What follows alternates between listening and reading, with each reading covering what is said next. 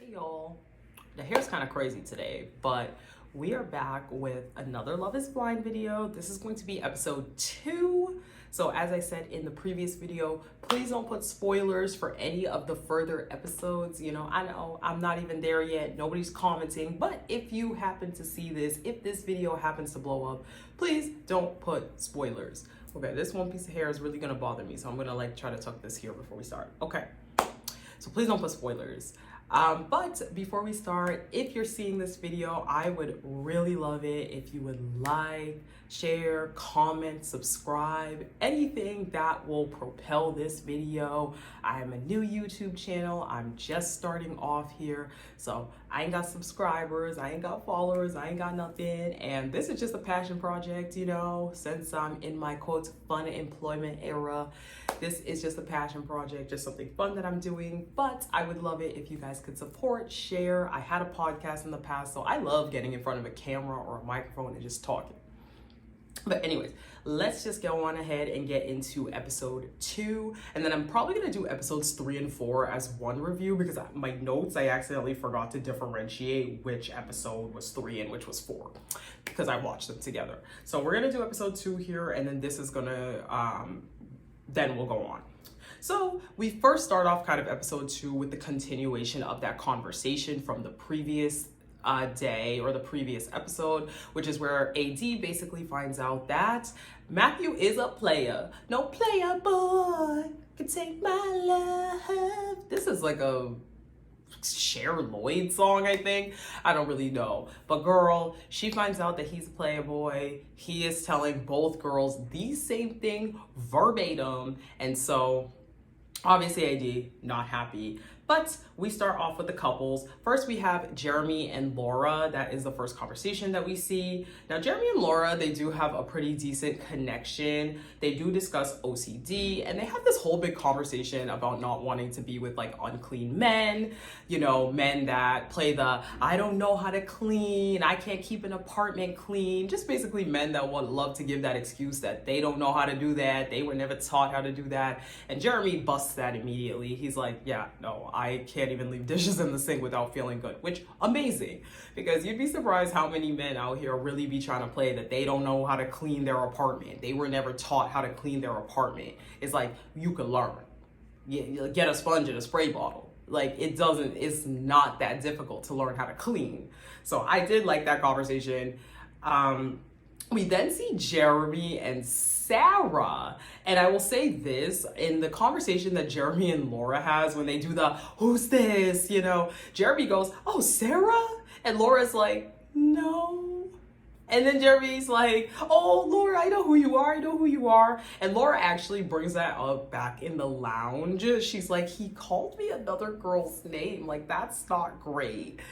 Jeremy and Sarah have their conversation. I literally took no notes about it, but I'm pretty sure it was a pretty normal conversation. But it was funny that Jeremy was calling Laura Sarah's name. And they talk about it in the lounge that, oh, you know, Jeremy wanted it to be Sarah, you know, that was who he was expecting, you know, whether or not they're reading too much into that, I called you, I'd probably be kind of upset too, right? Because at the end of the day, you call the name that you're expecting it to be.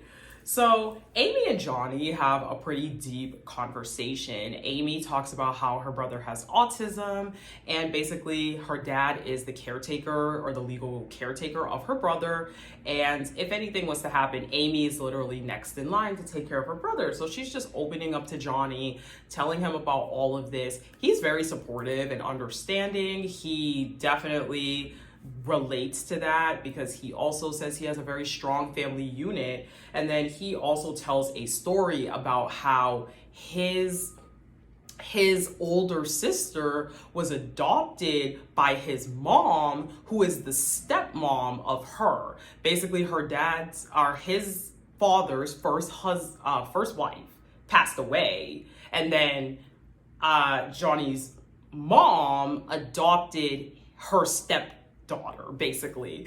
So that was kind of hard to explain, but so they both come from like these different family dynamics where different people have done these different things, which is really nice.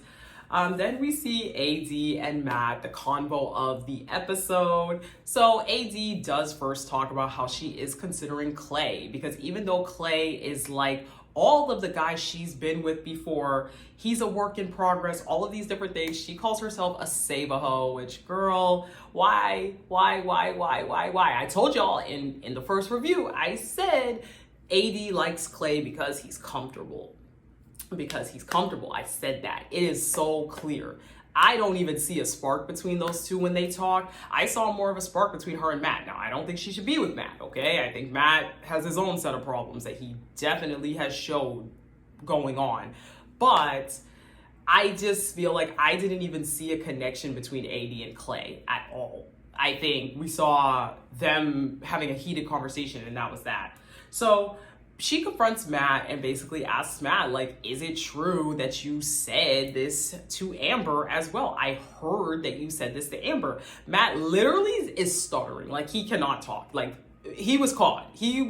Matt was caught up, okay? You know, he was caught because he's literally like, like, it's not true. Like, that's not true. Then he literally goes on a whole tangent about how America is watching this show. He knows America's seeing this.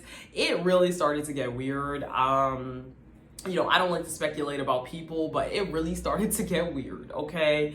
He asks AD a series of questions where he was basically like, so let me ask you this. He's like, let me ask you this. Did I tell you that did I tell Amber that I wanted to leave with her, basically is what he said. Or he was like, did I tell Amber this? Did I tell Amber that? Whatever. I didn't write the exact questions down. He was like, well, guess what? I told that to you. Did Amber say that I told her that I wanted my mom to know about you? No, I didn't say that. So at the end of the day, I never told Amber as deep of things. Like, he basically started trying to get into semantics. And I don't like when people do this, when they're caught up and they're lying. You get into the semantics and you're like, well, okay, but I didn't tell her this exact little thing that I told you. And it's like, yeah, but you still basically told her everything that you told me. Like, you can sit here all day and say, okay, but I didn't say this little thing. And it's like, it doesn't matter, because you basically told her everything. So that is what happened there. She does say that she likes him a lot still at this point in episode 2. Remember, we're on episode 2, everyone. So in episode 2, she does say she likes him a lot. She's still into him. She still likes him. And he basically is like, look, I'm not giving you an ultimatum, but I just want you to see that I didn't tell Amber all of these different things that I told you. I told you that I want my mom to know you and all of these different things that I never told Amber. So keep that in mind. It's a doozy. It's a doozy. Matt is a doozy. I ain't gonna, look, like I told y'all, I thought Matt was a better option between Matt and Clay, and I still, to this day, think Matt is a better option. But yeah, we then get a conversation between AD and Clay. So AD says, y'all can give me my flowers, that Clay is like every man she's ever gone for. Surprise, surprise, girlfriend. I told you all. I said that. Okay? She actually tells Clay about the situation with Matt, which I'm not gonna hold you. Girl, what are you doing? Why do these people continue to tell their other partner about the drama they have with the other partner in the pause? Like, I understand that everybody in the pause is supposed to be aware and understand that everybody's talking to everybody, but at some degree, it's like, why are you telling your new partner about your other partner? Why are you telling your people about your other people? Like, I don't know. To me, that is weird. Clay gets pissed. Clay is livid. Clay is absolutely not having it. He is livid. He is like, Matthew, the guy that doesn't even talk, he's not for you. He's not for you. You will regret being with Matt. He's not for you. That guy that doesn't even talk, AD, that guy ain't even for you. Clay is so hurt. And I will say this, he does say, my ego is bruised right now. My ego is bruised right now. So half a point for self-awareness.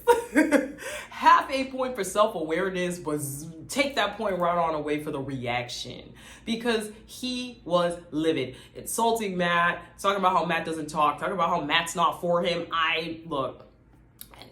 Between us black folk, I'm sure that he was also pissed that she's a black woman, because I think he knows she's black, right?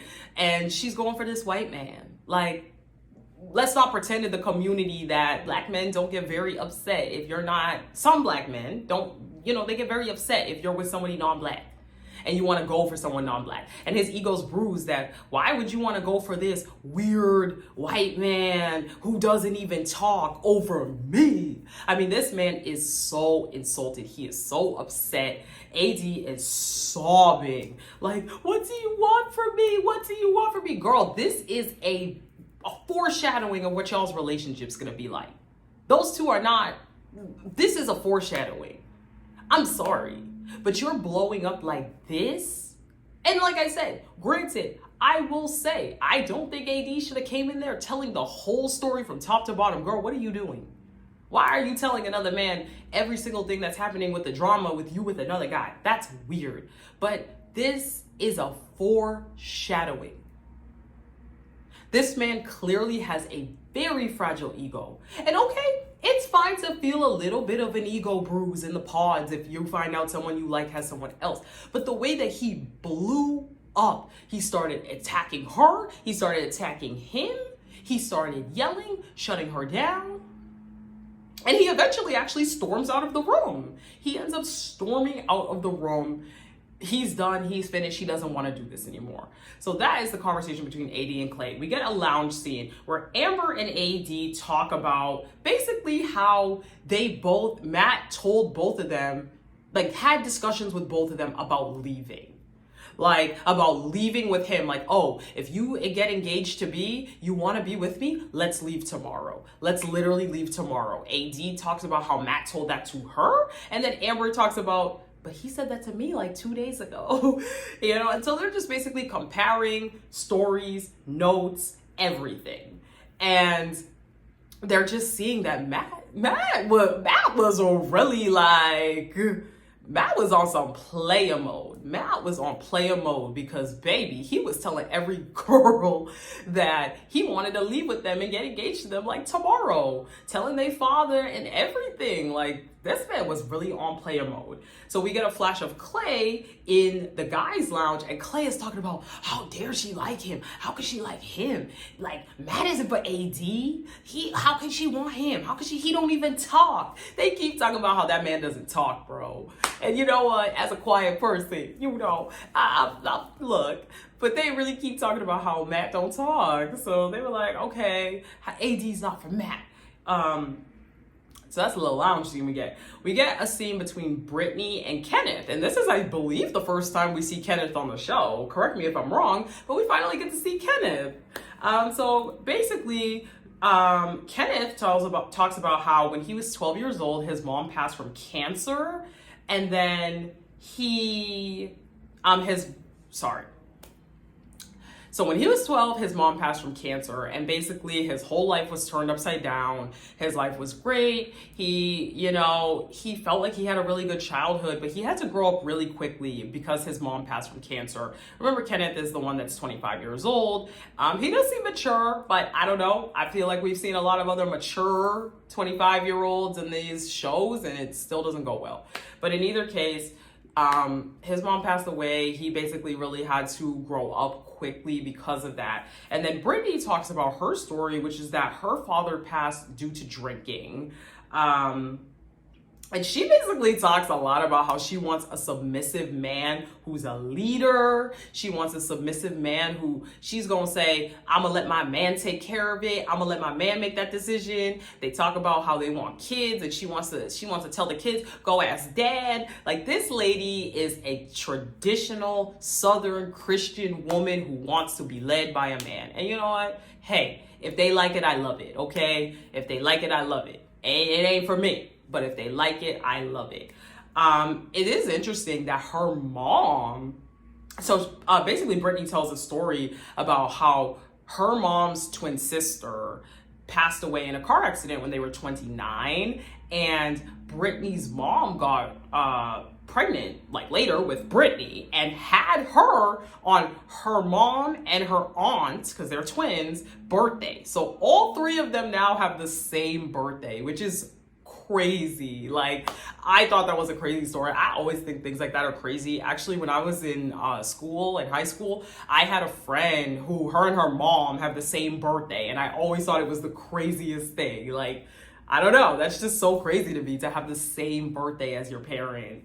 So anyway, we go on to Jimmy and Chelsea, and basically they just have an apology conversation. Chelsea does apologize for like upsetting Jimmy, and Jimmy's like, I don't care about the divorce. The only thing else I have about their conversation is that Chelsea, I believe, asks a question where she says, do people ever tell you you look like a celebrity? And he's like, yeah, all the time. I get in the plane, in the airport. And she's like, yeah, you know, I get one celebrity, MGK's girlfriend. And she's talking about Megan Fox. Like, Chelsea, people tell you look like Megan Fox? Girl, I look like Beyonce then. Cause what? What? She was like, I don't really see it, but I mean, I don't know. I guess because we both have dark hair and blue eyes or something. I'm like, Megan Fox? The Megan Fox? People tell you you look like Megan Fox? I'm sorry. I'm not saying she's an ugly girl. She's actually very pretty to me, but Megan Fox? Anyway. So Jessica and Jimmy are then having a conversation. Jess is really upset about leaving her daughter, not being there for her. She's missing out on her daughter. Was it the first day of school? Either that or some kind of holiday. But she's missing out on some milestone in her daughter's life. And Jimmy, you can clearly tell, still feels awkward. I think people on this show are hyper aware at this point that they are on TV. I think that's why Jimmy is having a certain reaction, because I really do feel like he thinks if he's like, I don't want to be with her because she has a kid, that's going back, come into some backlash. That's my belief. I don't have any basis for it, but I just believe that, because this man has looked so uncomfortable from the minute she revealed that she had a kid. So Jimmy's, okay.